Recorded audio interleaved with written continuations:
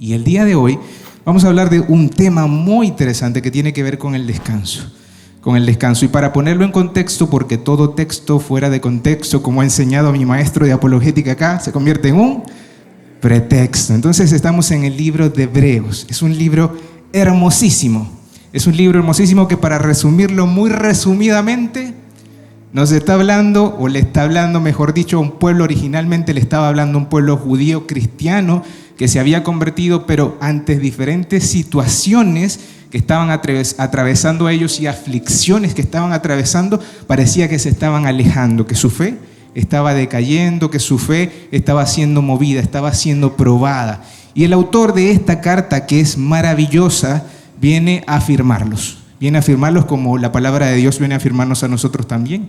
Por ejemplo, cuando hablamos de armonía, hemos de entender que tiene que ver la armonía. Para que pueda existir armonía, necesitamos estar todos en el mismo sentir. Es como una guitarra. Por acá hay una guitarra, me voy a mover hacia acá. A las cámaras le digo, yo parezco una mosca cuando estoy caminando, de allá para acá, de aquí para allá, así que ustedes van a ver. Pero por acá hay una guitarra. Yo recuerdo que cuando tenía unos 13 años de edad, le dije a mi papá, papá, quiero una guitarra. Y tiempo después él me compró una guitarra, después que me la entregó, una guitarra eléctrica. Imagínense, yo veo a ministro Gerson, veo a Felipe, a los Felipes, veo a Jeremy, veo a todos los que tocan guitarra y yo digo, wow. Pero a mis 13 años yo deseaba tocar guitarra y me regalaron una guitarra. Y cuando me la regalaron, como todo joven, tomé la guitarra y lo primero fue foto para el Facebook. Eso fue lo que hice.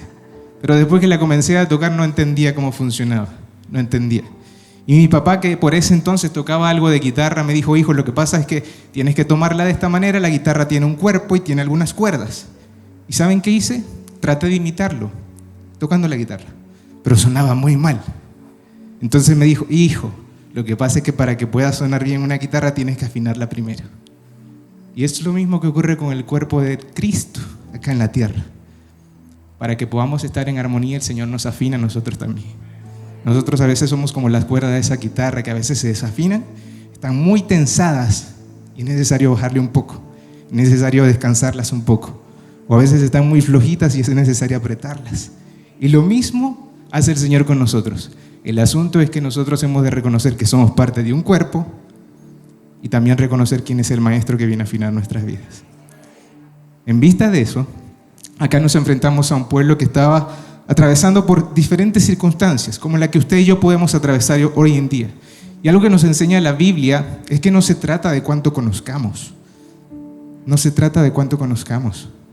Yo puedo venir acá 1000 veces, puedo leer la Biblia 1000 veces, pero si ese conocer de la palabra no me lleva a tener una relación genuina con el Señor, no me lleva a entender que yo debo ejercitarme por aquello que se me está enseñando que yo soy y que tengo, entonces difícilmente voy a crecer y difícilmente voy a poder descansar a la manera de Dios.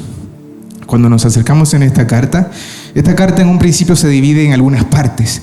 El autor trata de explicar yéndose al Antiguo Testamento, por eso se llama Hebreo, le está hablando a un pueblo judío, pero les está hablando desde el punto de vista del Antiguo Testamento, cómo todas las cosas apuntaban a un Mesías que iba a cumplir acá un propósito y una misión. Primero habla acerca de ángeles. El libro de los Hebreos comienza diciendo que en aquellos tiempos Dios ha hablado de distintas formas, de distintas maneras, pero hoy en día habla a través de su Hijo, habla a través de Jesús. Y también nos enseña y nos recuerda algo que usted y yo debemos tener como un principio de vida. Por el poder de su palabra son sustentadas y sostenidas todas las cosas. Y cuando nosotros vivimos sobre esa verdad, las cosas han de ser diferentes. Pero también dice y habla acerca de que todo aquello que se veía en los tiempos de Moisés y de la tierra prometida era una sombra de lo que iba a venir a ser Cristo en nuestros días y en nuestros tiempos. Y es aquí donde llegamos al capítulo 4 y nos comienza a hablar acerca del descanso. Comienza a decir que después de haber sacado a un pueblo de Egipto, habiéndolo sacado de la esclavitud, como hace unos instantes estábamos cantando justamente, a pesar de que el pueblo era libre en él y le tenía a él y tenía su presencia, aún no había hallado el descanso. Para ellos, ese descanso representaba un destino que parecía inalcanzable en ese entonces. Y cuando estaba leyendo la carta a los hebreos, me recordaba mucho de lo que ocurría cuando Jesús murió. Jesús murió y la Biblia nos enseña que después que resucitó, se encuentra Jesús por allí en Lucas 24 en camino a Emaús, donde habían algunos hombres que estaban, habiéndole conocido, hablando acerca de aquello que había ocurrido. Y es que no te has dado cuenta de lo que ocurrió, que mataron a aquel que venía a restaurar nuestro reino. Y Jesús les dice: insensatos, parece que no se dan cuenta de lo que estaba escrito y de cuál era el plan de Dios y que Cristo tenía que padecer. Y a veces, familia, en medio de justamente de los padecimientos en la cruz que nosotros vemos en Jesús, y a veces en medio de los padecimientos que nosotros también tenemos, ocurre a veces lo que les pasa a ellos. Y es un asunto que tiene que ver con perspectiva. Repita conmigo: perspectiva. Perspectiva tiene que ver con la posición desde la que yo estoy viendo las cosas. La manera en cómo vemos a Dios determina justamente cómo vemos la vida y cómo respondemos a las circunstancias que vivimos. A veces nosotros podemos pensar en que un asunto representa una realidad, pero cuando nos acercamos a la palabra de Dios nos damos cuenta que la realidad son los hechos más la interpretación. Como cuando Jesús estaba creciendo por allá y cuando tenía 12 años se perdió en medio del templo, y la palabra nos enseña que sus padres regresan y lo buscan y le dicen: Jesús, te perdiste, ¿qué te pasó? Y él dice: no, yo no me perdí, estaba en la casa de mi padre. La realidad son los hechos más la interpretación. El asunto es que a veces nosotros conocemos los hechos, pero no buscamos la interpretación. Y eso nos lleva a entender algunas cosas acá con respecto al tema del descanso. El descanso, familia, es una alegría anticipada de nuestro gozo eterno.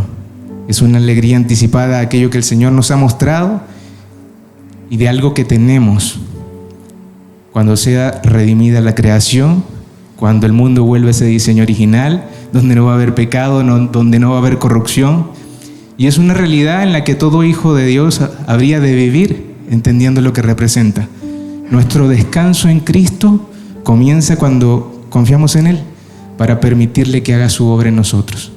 Allí comienza el descanso, cuando nosotros permitimos, justamente como decía el apóstol Pablo allí en la segunda epístola a los Corintios, versículo 17, capítulo 2, versículo 17, entonces donde está el Espíritu de Dios, ahí va a haber libertad. ¿Y para qué es la libertad? Y sigue diciendo el apóstol Pablo: cuando te pares en esa libertad donde los velos te son caídos, entonces ahora vas a ver las cosas como si estuvieses parado enfrente a un espejo viendo la gloria de Dios. Y esa gloria, de gloria en gloria, mientras tú estás parado frente a ese espejo, tú vas a ser transformado.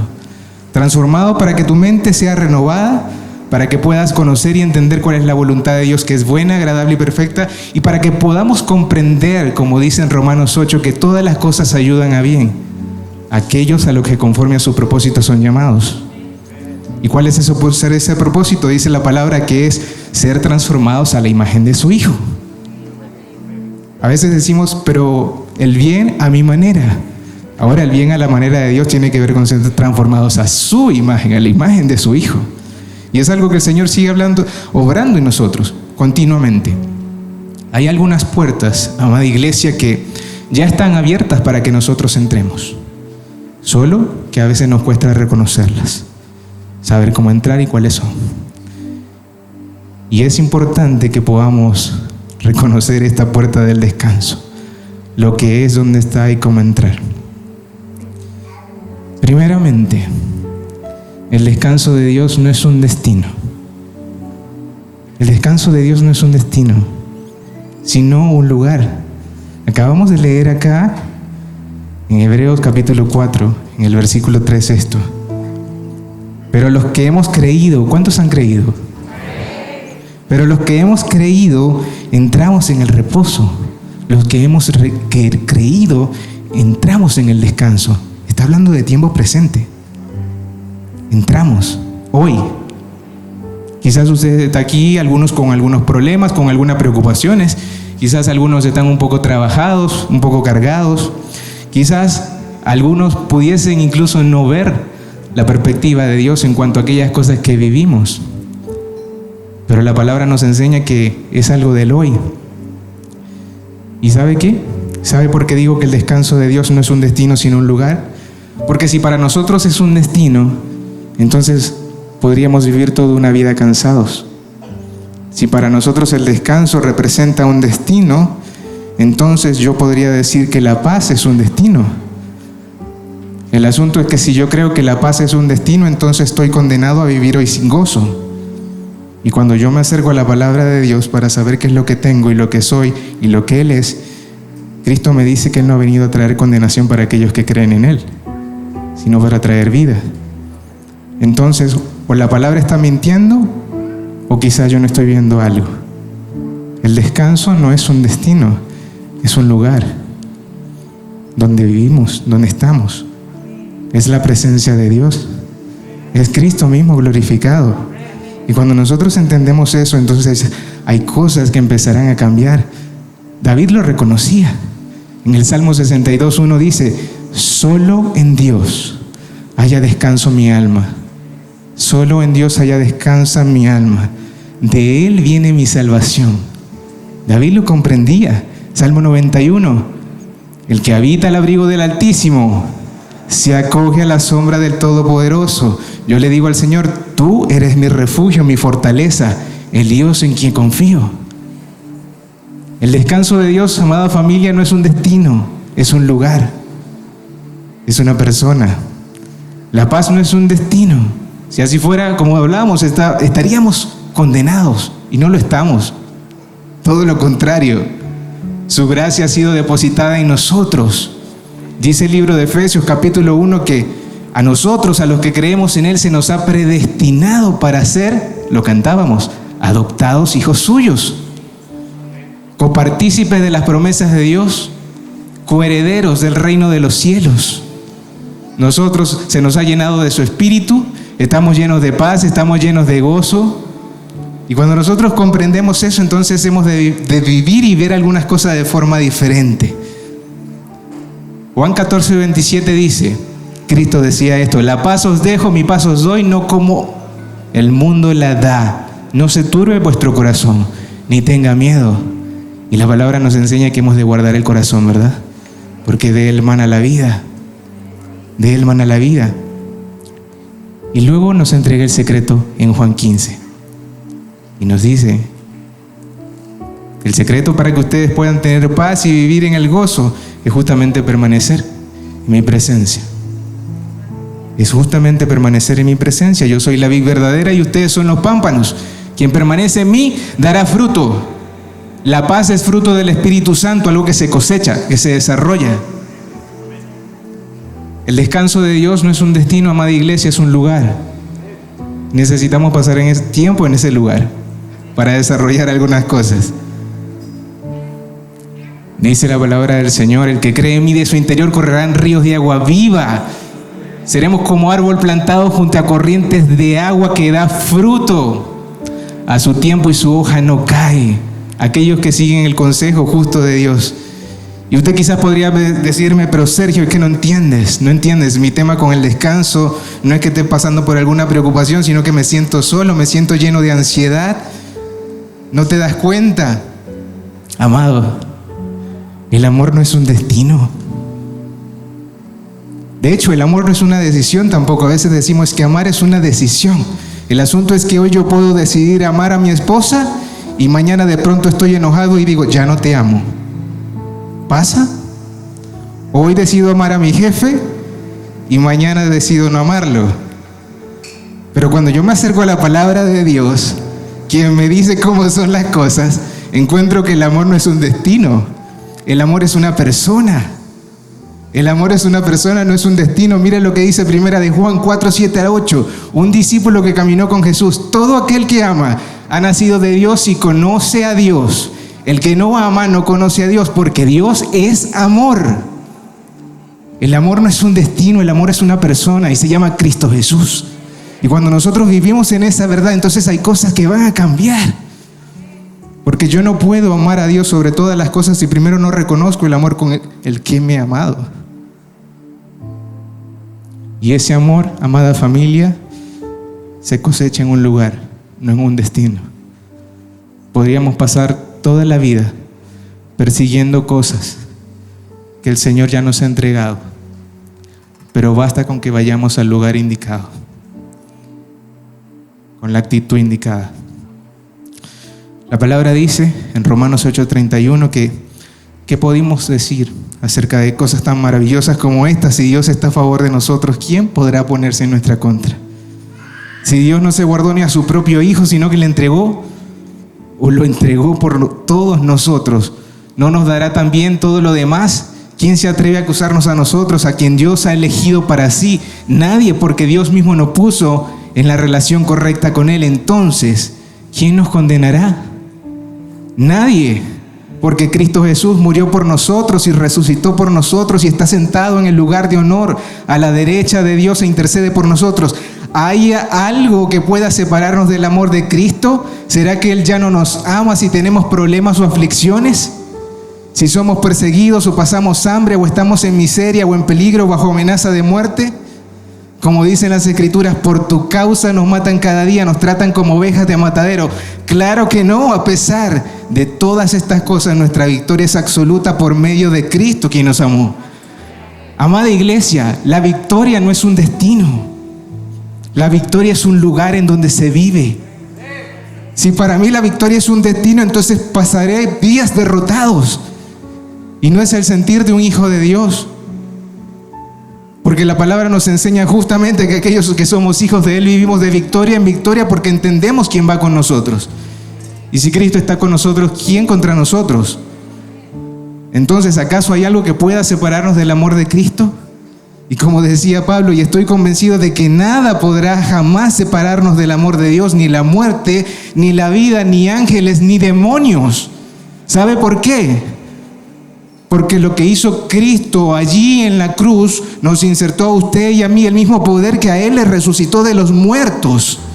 Y ese es el mismo poder que nos mantiene con vida hoy y que nos mantendrá con vida luego. Entonces, ¿acaso hay algo que pueda separarnos del amor de Cristo? Ni nuestros temores de hoy, ni nuestras preocupaciones de mañana. Ni siquiera los poderes del infierno pueden separarnos del amor de Dios. Eso dice su palabra. Ningún poder en las alturas ni en las profundidades. De hecho, nada en toda la creación podrá jamás separarnos del amor de Dios que está revelado en Cristo Jesús nuestro Señor. Y esa es una verdad que usted y yo debemos creer y en la cual debemos habitar y vivir. Cada día cuando nos levantemos y nos veamos en el espejo, hemos de considerar enfrente de qué espejo nos estamos viendo, porque si me veo enfrente del espejo de mis errores, de mi fracaso, de mi pasado, en el espejo en el que no reconozco un Dios glorioso y grandioso al que merece y debe recibir honra por ser Dios, entonces no podré ver las cosas a su manera. Pero si yo me paro en su perfecta y bendita palabra, que me enseña justamente que es mi espejo, yo lo veré como de gloria en gloria y seré transformado para verle y que velos sean echados fuera y que yo pueda descansar. ¿Es la voluntad de Dios? Es la voluntad de Dios. Entonces, el descanso no es un destino inalcanzable. Es un lugar donde vivimos ahora, en el ahora, en cada hora, cada día.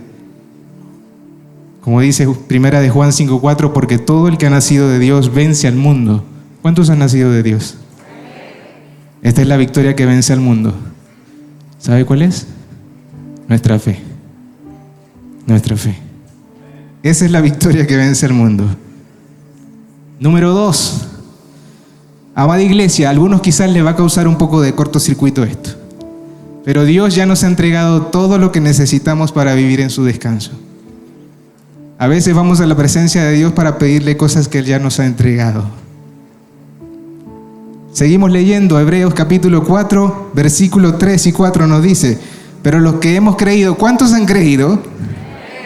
Bien, espero que por lo que están diciendo, esos amén, podamos reconocer entonces lo que viene. Porque lo que hemos creído entramos en el reposo, de la manera que dijo: por tanto juré en mi ira, no entrarán en mi reposo, aunque las obras suyas estaban acabadas desde la fundación del mundo. Las obras de Dios estaban acabadas desde la fundación del mundo. A veces cuando nos vamos a la palabra de Dios y vamos al Génesis, capítulo 2, por allí nos aparecen en los primeros versículos, ¿qué hizo Dios al séptimo día? Descansó, ¿verdad? Pero ese descanso no tiene que ver con el que Él estaba agotado, de haber creado todas las cosas. La palabra dice en Isaías 40 que no tenemos un Dios que se fatigue, que se cansa. No tiene que ver con ese cansancio. Cuando hablamos de que Dios se cansó, aquí está hablando para tratar de ejemplificarlo de alguna manera, es como si un artista estuviese pintando una obra y decide no tirar una brocha más porque la obra está perfecta, está acabada. Y Dios en el séptimo día descansó. La obra estaba completa. Completa. Amada iglesia, Dios ya nos ha entregado todo lo que necesitamos para vivir en su descanso. Fíjense lo que dice 2 de Pedro 1. Gracia y paz os sean multiplicadas en el conocimiento de Dios y de nuestro Señor Jesús. Eso quiere decir que la gracia y la paz sean multiplicadas a medida que nosotros conocemos a nuestro Señor. Y después dice esto que podría causarnos cortocircuito, como todas las cosas que pertenecen a la vida y a la piedad nos han sido dadas por su divino poder. ¿Una cosa? ¿Dos cosas? Como todas las cosas que pertenecen a la vida, nuevamente, ¿solo algunas? Todas las cosas que pertenecen a la vida y a la piedad nos han sido dadas por su divino poder, mediante el conocimiento de aquel que nos llamó por su gloria y excelencia. ¿Cuántos han sido llamados por su gloria y excelencia? Bien, entonces reconoceremos que cuando Dios nos está hablando de que ya desde la fundación del mundo Él hizo todo lo que tenía que hacer, y en Cristo Jesús hizo todo lo que tenía que hacer, entonces nosotros tenemos todo lo que necesitamos para poder ser parte justamente de esto que Él está diciendo. Y dice lo siguiente, versículo 4, por medio de las cuales nos ha dado preciosas y grandísimas promesas, para que por ellas llegaseis a ser partícipes de la naturaleza divina. Habiendo oído de la corrupción que hay en el mundo a causa de la concupiscencia, ustedes también han de poner diligencia. Es algo que nos toca, pero ya se nos ha entregado todo. Es algo que nos toca. Hace un tiempo atrás escuchaba la historia de una mujer en Estados Unidos. Me llamó mucho la atención. Era un artículo en donde explicaban que esta señora era una especie de acumuladora. No sé si alguien ha escuchado o visto algún programa de estos de acumuladores. Y resulta que fue denunciada ante la policía porque se iba a los centros comerciales y se iba a buscar entre las cosas que estaban en la basura y estaba pendiente de aquello que iban a botar para llevárselo a la casa. Y fueron ante la policía y la policía buscó a esta señora, vio dónde vivía, le dijo: usted tiene una demanda en su contra, tenemos que revisar qué está en su casa para determinar qué se ha llevado. Y comenzaron a revisar qué tenía en su casa. ¿Sabe de qué se dieron cuenta? Que la señora tenía entre sus documentos unas acciones. Resulta que su padre, que había fallecido ya hace algunos años, era dueño de una buena parte de varias empresas que eran multimillonarias.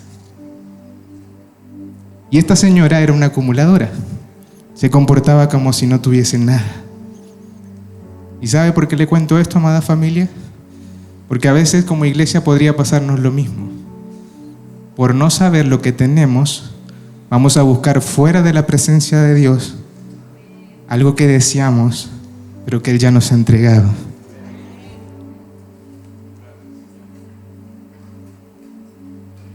Isaías 40 nos enseña: ¿no has sabido, no has oído que el Dios eterno es Jehová, el cual creó los confines de la tierra? No desfallece, no se fatiga con el cansancio, y su entendimiento no hay quien lo alcance. Él da esfuerzo al cansado y multiplica las fuerzas de aquel que no tiene ningunas. Los muchachos se fatigan y se cansan, los jóvenes flaquean y caen, pero los que esperan en Jehová tendrán nuevas fuerzas, levantarán alas como águilas, correrán y no se cansarán, caminarán y no se fatigarán. Ese es nuestro Dios. Ese es nuestro Dios. Ese es nuestro Dios.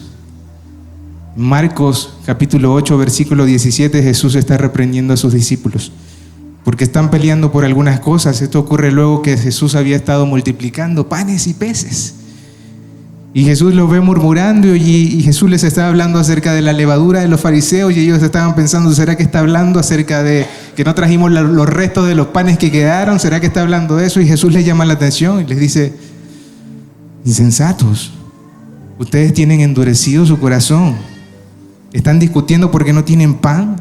¿Será que no entienden? ¿Será que no comprenden? Teniendo ojos no ven y teniendo oídos no oyen, ¿no se acuerdan de lo que yo he hecho? ¿No se acuerdan de los milagros que yo he hecho, cómo los he sostenido, del poder que ustedes han visto en mí? ¿No se acuerdan cuántas cestas de los pedazos recogieron? Y ellos dijeron 12. Y Cristo le dice, entonces aún no entienden de qué estoy hablando. Y cuando Jesús estaba hablando justamente acerca de esta levadura, estaba hablando acerca de una sociedad donde Dios estaba ausente o donde el espíritu era legalista.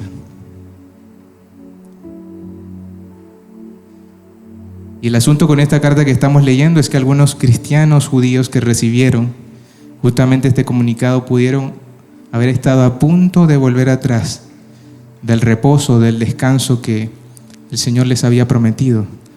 Así como la gente en los tiempos de Moisés, que le dieron la espalda a Dios cuando Él los estaba llevando a la tierra prometida.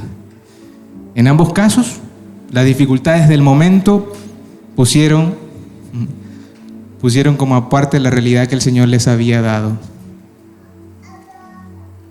Me recuerda un poco lo que pasó con los 2 espías. Por allí en Números 3 y 14 se nos habla de que justo antes de entrar a la tierra prometida, cuando ya estaban muy cerca de pasar, son enviados 12 espías para identificar la tierra, y cuando regresan, 10 de ellos dicen, uy, es que vimos gigantes, es que no se dan cuenta, nos van a aplastar, no vamos a poder.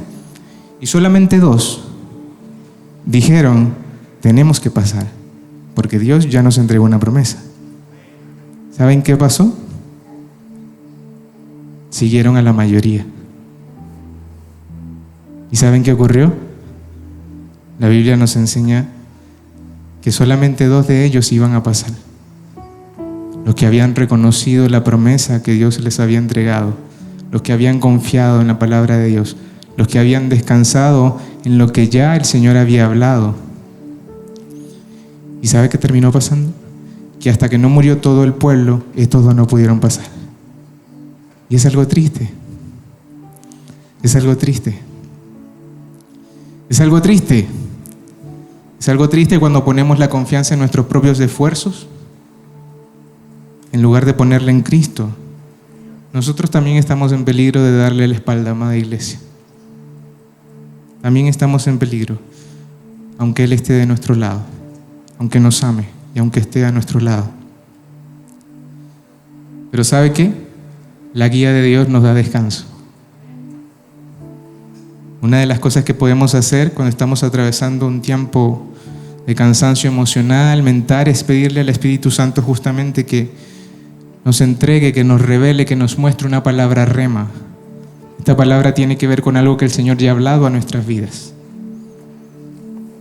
Por alguna razón en Josué 1:8 el Señor está hablando y le dice, guarda mi palabra y medita en ella de día y de noche, para que cuando salgas, todo lo que hagas te salga conforme para aquello que yo he enviado a mi palabra. Todas las cosas te salgan bien y prosperen para aquello que yo le estoy enviando, porque para eso es enviada la palabra, para prosperar conforme a aquello que es enviada y para hacer lo que el que la envió quiere. No lo que nosotros queremos, porque es su propósito, no el nuestro. Es su propósito, no el nuestro. ¿Y sabe qué más? Ya sabemos que el descanso no es un destino, ¿verdad? Sino que es un lugar en donde vivimos.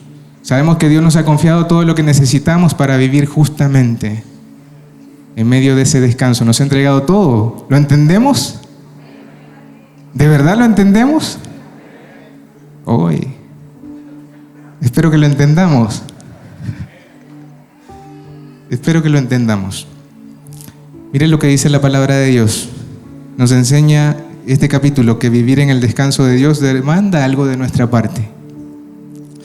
Cuando seguimos leyendo se nos dice lo siguiente: y otra vez aquí no entrarán en mi reposo. Por lo tanto, puesto que falta que algunos entren en él, y aquellos a quienes primero se les anunció la buena nueva no entraron por causa de la desobediencia, otra vez Determina un día, hoy, diciendo después de tanto tiempo por medio de David, como se dijo, si oyereis hoy su voz. ¿Cuántos están dispuestos hoy a escuchar la voz de Dios? No endurezcáis vuestros corazones. No endurezcáis vuestros corazones. No endurezcáis vuestros corazones. Jesús enseñaba algo muy importante. Para recibir ese descanso es importante que nosotros hagamos algo. En Mateo 11:28, el Señor dice lo siguiente: venid a mí, todos los que estáis trabajados y cargados, y yo os haré descansar. Es una promesa. Ir a Él, todos los que están trabajados y cansados, que vayamos a Él, todos los que estamos trabajados y cansados, y Él nos hará descansar. Llevad mi yugo sobre vosotros, llevemos su yugo y aprendan de mí, que soy manso y humilde de corazón. Manso y humilde de corazón. Manso y humilde de corazón. En el Sermón del Monte el Señor nos enseña algo hermoso. Y es que es justamente allí cuando nosotros reconocemos nuestra dependencia en Él, cuando habrán cosas que podamos vivir a la manera de Dios. Y seremos prudentes al reconocer lo que Él está hablando en nuestras vidas, y seremos prudentes no solamente a escuchar, sino a vivir por aquello que Él está hablando en nuestras vidas. Y el Señor nos dice acá: lleven mi yugo. ¿Cuál es su yugo? Sus enseñanzas nos está diciendo. Es importante que podamos aprenderlo, como nuestro pastor ha estado hablando todas estas semanas acerca del descanso, también de la fe. La humildad nos lleva a reconocer la presencia de Dios, amada familia. La humildad nos lleva a reconocer nuestra posición en Él. La humildad nos lleva justamente a vivir por aquello que Cristo vivió, para darle la gloria a Él en medio de todo lo que vivamos. Porque nada podrá separarnos de su amor. Y en medio de todo lo que nosotros vivamos, hemos de comprender que el Señor está obrando en amor. Hemos de comprender que su presencia para aquellos que le amamos viene justamente a ser como un bálsamo, para traernos un refrescamiento. Y es algo que el Señor nos enseña. Esa fe provoca, por supuesto, obediencia para creer y confiar y avanzar. Provoca el que podamos permanecer en el lugar del cual no deberíamos salir en ningún momento, de su presencia, de su presencia, de su presencia. Que no nos ocurra como pasó con este pueblo, que habiendo visto a los gigantes dijeron: es que son muy grandes.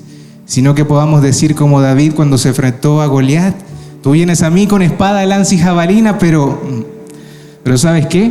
Yo descanso en mi Señor, porque yo vengo a ti en nombre de Jehová de los ejércitos, el Dios de los escuadrones de Israel, a quien tú has provocado. Ese era el aliado secreto de David, y ese es nuestro aliado hoy. Nuestro Padre, el que nos ha venido a traer libertad, el que nos libra de temor, el que nos lleva a vivir por su guía, el que nos lleva a avanzar, justamente atravesando aquello que nosotros podamos enfrentar, pero reconociendo que cuando estamos en su presencia tendremos descanso. Tendremos descanso. ¿Y sabe qué? Hoy es la oportunidad para que nosotros podamos mantenernos en ese descanso. La palabra oportunidad está compuesta por 3 partes. Op, de oposición. Portu, de puerta. Y dad, de cualidad. Oportunidad es la cualidad de ver puertas en medio de la oposición o de la opresión. Esa es la oportunidad que el Señor nos trae en este día. La oportunidad de ver una salida que es a su manera, en su presencia. No un destino, sino un lugar. No en el futuro, sino ahora. Sino ahora. Como decía Agustín de Hipona, me encanta esto. Decía: no nos has hecho para ti, Señor. Y nuestro corazón está inquieto hasta que descanse en ti. Nuestro corazón está inquieto, Señor, hasta que descanse en ti. Nada da mayor descanso, iglesia, que una búsqueda sincera de la verdad, de aquello que somos en Él, de aquello que Él es. Porque la manera en como nosotros le veamos a Él determinará también la manera en como nosotros descansamos. El descanso del que la palabra nos habla es algo que ya se nos fue entregado. Necesitamos solo la llave, activar ese modo fe en nuestras vidas, apagar el modo temor, apagar el modo rechazo, apagar el modo ansiedad, apagar el modo inseguridad, apagar el modo preocupación, apagar el modo afán y encender el modo hijo. Necesitamos eso. Descansar es levantarnos cada mañana y ser conscientes de enfrente de qué espejo estoy mirando yo aquello que atravieso. Pues porque cuando lo veo a la manera de Dios, entonces me daré cuenta que las cosas se ven muy diferentes. Muy diferentes. Y eso se llama perspectiva. Eso se llama perspectiva. Perspectiva. La palabra nos enseña Filipenses 4. Pablo, ese mismo Pablo que en medio de tiempos económicos difíciles decía hoy, todo lo puedo en Cristo que me fortalece. Yo sé de dónde viene mi fortaleza. ¿Usted lo sabe? Por nada estéis afanosos, si no sean conocidas vuestras peticiones delante de Dios en toda oración y ruego, con acción de gracias. Esa es la voluntad de Dios, que podamos dar gracias en todo tiempo.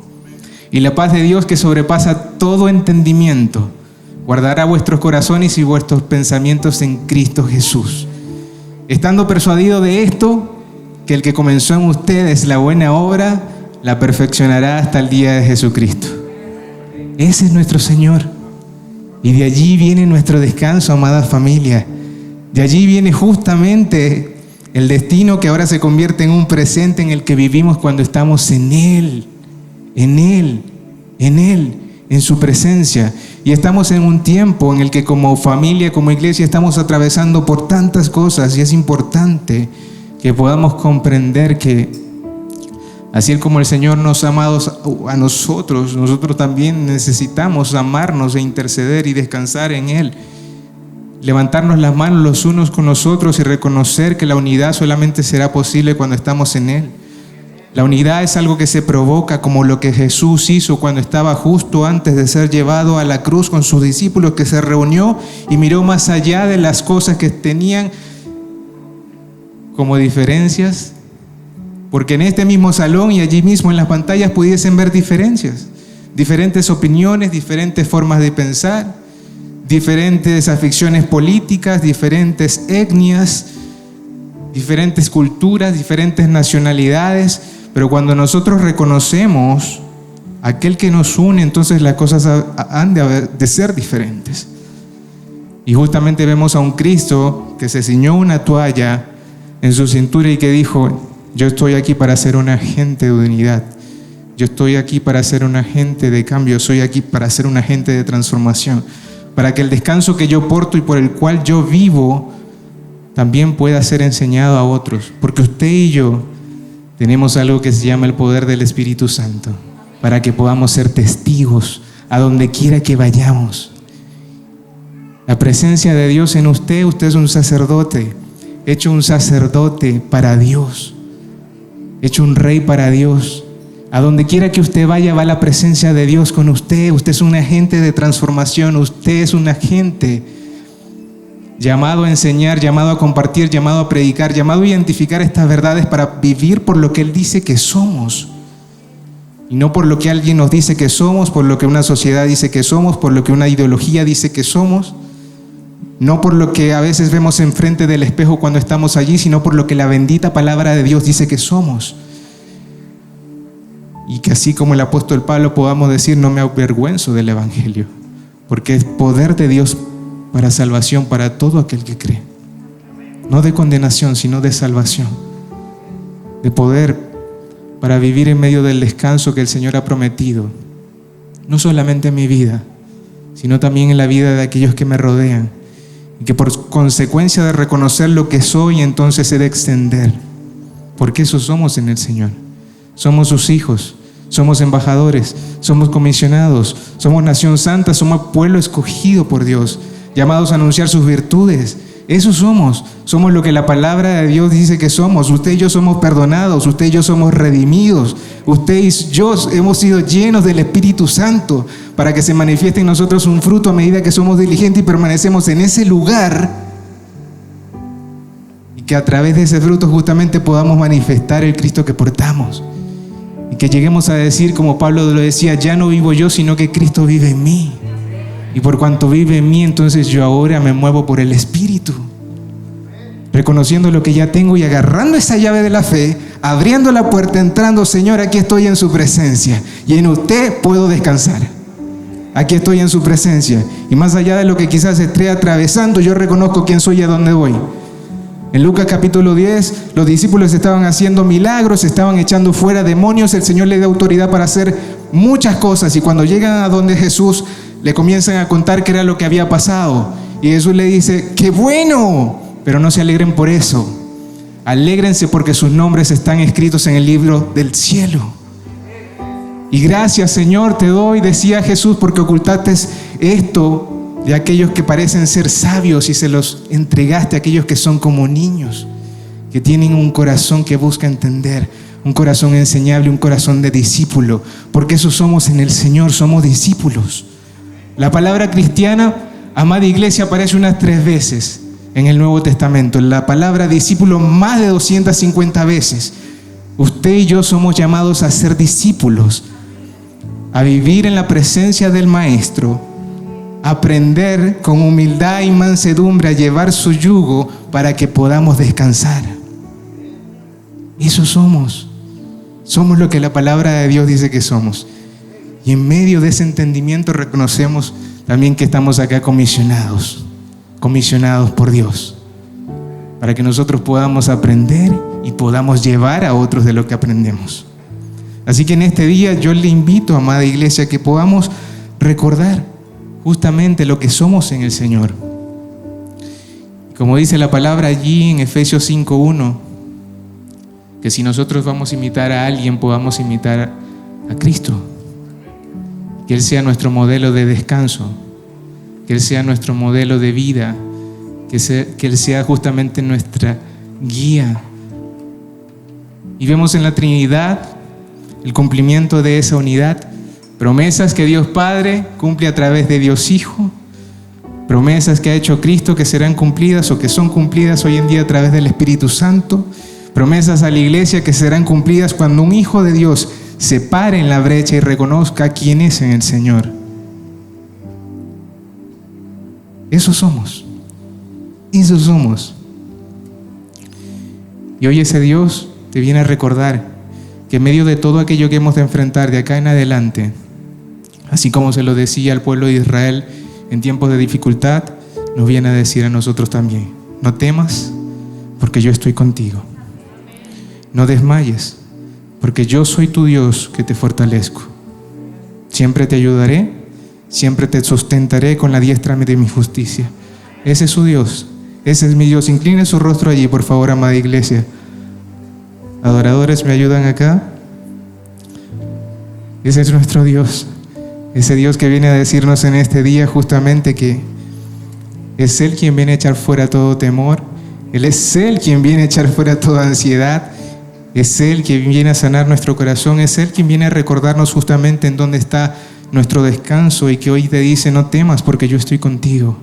Que hoy te dice: no te angusties porque yo soy tu Dios, que nos recuerda que de Él viene nuestra fortaleza, que de Él viene nuestra ayuda, nuestro socorro, y que nos va a sostener con la diestra de la victoria que ya tiene.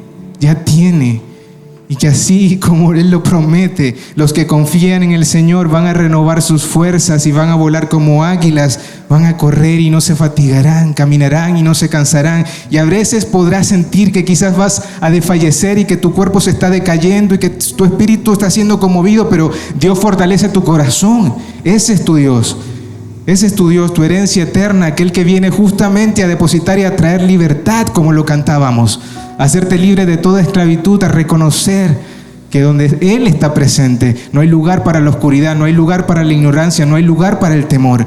Aquel que fortalece al cansado, que justamente acrecienta las fuerzas del débil. Ese es nuestro Dios, un Dios poderoso, y que nosotros podamos decirle como el salmista: Señor, cuánto te amo, Señor, porque tú eres mi fuerza, eres mi roca, eres mi amparo, eres mi libertador, eres mi Dios. Eres mi refugio, eres mi escudo, el poder que me salva, mi más alto escondite. Ese eres tú. Y si tú estás conmigo, ¿quién contra mí? ¿Quién contra mí? ¿Quién podrá separarme de tu amor, que es maravilloso, que es hermoso? Y que, Señor, como el apóstol Pablo lo decía, ayúdame a mantenerme firme en la fe, a ser valiente, a ser fuerte, a reconocer que yo estoy aquí, que donde está el Espíritu de Dios hay libertad, y que tú vienes para transformar mi vida, y esa libertad viene no solamente a transformar mi vida, sino mi casa, mi familia, mis hijos, que viene a permitirme ver tu gloria, y que yo pueda decir como el profeta Isaías: o verlo. Ver y reconocer que eres tú el que está sentado en el trono, el que eres digno de alabanza, el que es, el que era y el que ha de venir, el que no va a cambiar, el principio y el fin, el alfa y el omega. Y quiero que seas el alfa en mi vida, quiero que seas el omega en mi vida. Pero para ello, Señor, quiero reconocerte como el alfa. Quiero reconocer las cosas que ya tú me has entregado por medio de tu Hijo Cristo Jesús en mi vida.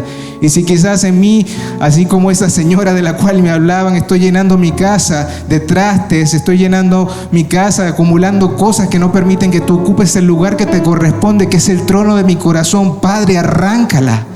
Arráncala para que seas tú quien gobierne mis días, para que seas tú quien gobierne mis emociones, para que seas tú quien gobierne mis pensamientos, para que seas tú quien gobierne mi caminar, mi andar, para que seas tú mi amparo y yo pueda reconocerte cada día como mi libertador, que me pare enfrente del espejo que es tu palabra y reconozca lo que soy en ti, lo que tú ya me has entregado y que a veces te pido, Señor, por no estar en tu presencia, por no permanecer en tu presencia, Señor. Ayúdame a mantenerme alerta, a permanecer firme en fe, a reconocer que es tu brazo poderoso el que viene a sustentarme y a sostenerme, a proveerme, y que voy a buscar, Señor, primeramente el reino de Dios y tu justicia, porque ya tú has prometido que te vas a encargar del resto.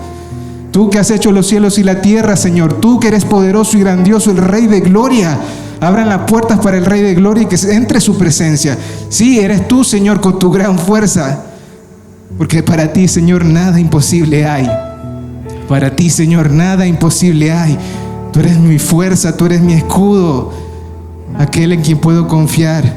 De ti recibo mi ayuda y de ti viene mi gozo, de ti viene mi paz. Tú eres mi escudo, Señor, tú eres mi paz. Ciertamente la palabra del Señor es viva y poderosa.